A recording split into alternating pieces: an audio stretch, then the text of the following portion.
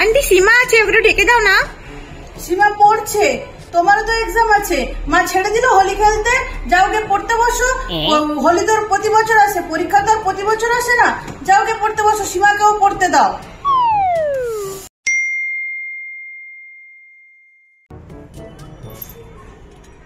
বলছি ও দাদা, রং খেলছেন খেলুন, এমন রং খেলার ছিরি যে আমার ব্যালকনিতে রং চলে আসছে।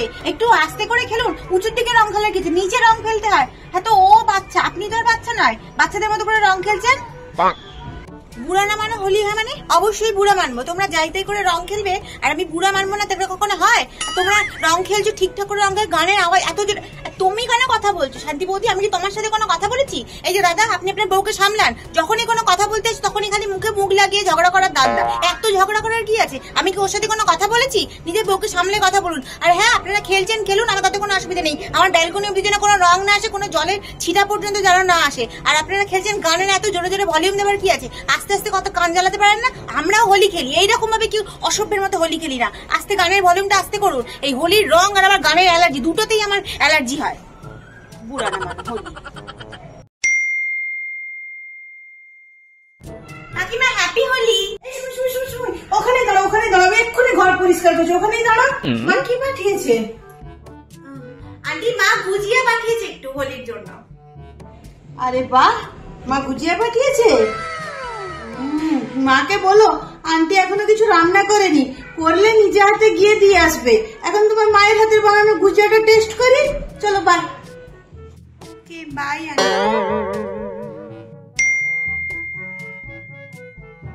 এদেরকে তুমি হাজার বলেও কিছু করতে পারবে না গো বৌদি, যত অসভ্য রাস্তার সব অসভ্য বখাটে ছেলে মেয়েগুলো। মানে কি বলছো, দেখো হোলি এসেছে, সারা রাস্তাটা রং খেলে খেলে নোংরা করে, মানে কি যে করবে। মানে হোলি এসলে তো মাথা খারাপ হয়ে যাবে। তারপর দেখলি তো কয়েকটা বখাটে ছেলে কিরকম রাস্তায় মাল খেয়ে এদিক ওদিক করে, মানে ছেলে মেয়েগুলোকে একটু রাস্তায় যে বার করবো একটু রং খেলতে, কোনো উপায় নেই, বার করতে পারছি না তাদেরকে।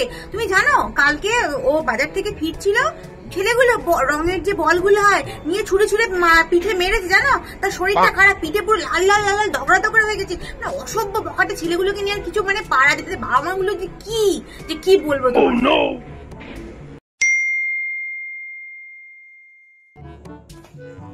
এই শোন, আগে খেয়ে নে, তারপর খেলতে যাবি।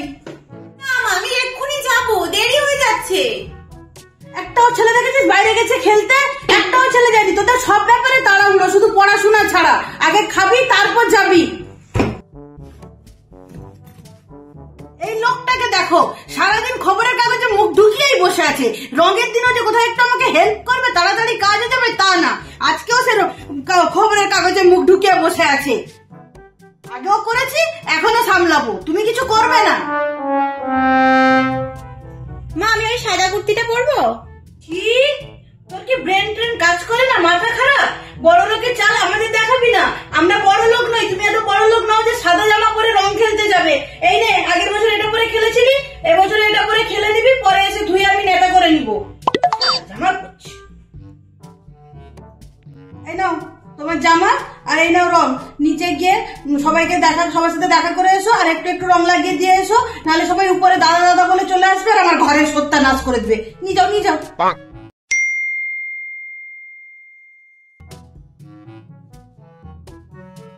আমি কোথাও যাচ্ছি না, আমি ঘরেই আছি, আর কারোর সাথে এখন হোলিও খেলবো না। আমি সাদা সুন্দর ড্রেসটা পরেছি, কারোর সাথে হোলি খেলবো বলে ধরাই।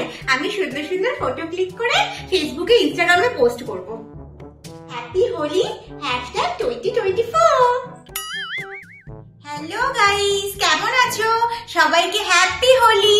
আর আমার এই সুন্দর সাদা কুর্তিটা কেমন লাগছে বলো তো, অবশ্যই কমেন্ট করে জানিও কিন্তু। আর আমি হোলি স্পেশালি সেরকম বেশি কিছু সাজিনি, জাস্ট একটা হালকা ইয়াররিং পরেছি। ইয়াররিংটা খুব সুন্দর না? এটাও কিন্তু নতুন। কেমন লাগছে অবশ্যই তোমরা কমেন্ট করে জানিও কিন্তু। আর তোমরা কেমন ভাবে হোলি কাটাচ্ছ সেটাও আমাকে জানিও, ঠিক আছে? আর খুব মজা করো তোমরা সবাই, দেখতেই পাচ্ছ আমি কত হোলি খেলেছি। তো চলো, টাটা। মা আমি জাস্ট কয়েকটা ফটো ক্লিক করবো, একটুখানি রং না মাখলে, হোলির সময় রং না মাখলে ভালো লাগে? একটু তো রং মাখতেই হবে। জাস্ট কয়েকটা ফটো ক্লিক করবো, ব্যাস হয়ে যাবে। হ্যাঁ গাইস, আমি আবার চলে আসলাম। আসলে তখন আমি এত রং খেলে ফেলেছিলাম না, পুরো মুখটা আমার হলুদ হয়ে একদম ভর্তি হয়ে গেছিল। তো সেই রকম অবস্থায় তো তোমাদের সামনে আসতে পারি না, তাই আবার সুন্দর করে শীতের জাস্ট একটু একটু করে রং মেখে চলে আসলাম। এই তোমরা কিন্তু কেমন হোলি খেলছো পোস্ট করো, আমি তো দেখতেই পাচ্ছি না। আমি তো অলরেডি কাল থেকে রং খেলা শুরু করে দিয়েছি, এখন দেখতেই পাচ্ছ আমার গালটা কত রঙে ভরে গেছে। ঠিক আছে চলো তোমরা রং খেলো, আর নেক্সট ব্লগে খুব শীঘ্রই দেখা হচ্ছে, কিন্তু তোমরা কিন্তু আমার সঙ্গে থেকো। চলো tata, bye, happy Holi guys.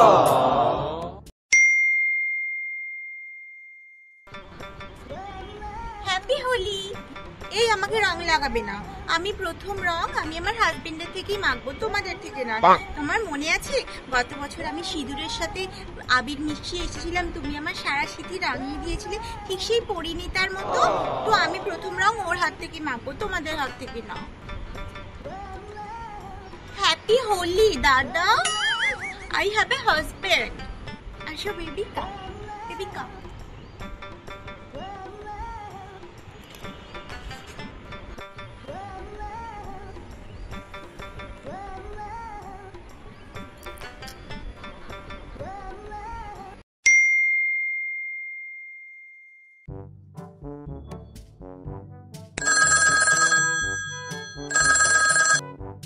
Hello, হ্যাঁ বল। দূর ভালো লাগছে না, আর তো একটাই এক্সাম ছিল, বল এক্সামটা তো শেষ হয়ে যেতে পারতো। একদম পড়েছে হোলির মুখে মুখে, না একটু খেলতে পারছি না একটু বেরোতে পারছি, মাও সারাক্ষণ বইয়ের মধ্যেই মুখ ঢুকিয়ে বসিয়ে রেখে দিয়েছে, ভালো লাগে না, একটুও পড়তে ইচ্ছা করছে না। এই মিষ্টি, তুই রং খেলছিস? কাল না এক্সাম আছে, পড়বি না? যা গিয়ে পড়, ফেল করলে না এই হোলি হোলা কিচ্ছু কাজে আসবে না। মা এইবারে খুব ভালো হয়েছে, আমার পরীক্ষার সময় হোলিটা পড়ে গেছে, আমাকে বাইরে যেতে হচ্ছে না। অন্য সময় হলে তো দিদি দিদি চলো চলো রং খেলবো, আর এদের রং খেলা মানে তো দেখেছো কিরকম, সেই রং গুলে টুলে জল টল দিয়ে পিচকারি দিয়ে বাবা আমার স্কিনটাও খারাপ হয়ে যায়, আমার চুলগুলোও নষ্ট হয়ে যায়। যাক বাবা বেঁচে গেছি, এইবারে পরীক্ষা দেওয়ার বাহানায় আর বাইরেও যেতে হবে না, আমাকেও ডাকতে আসার সাহসও পাচ্ছে না, খুব ভালো হয়েছে।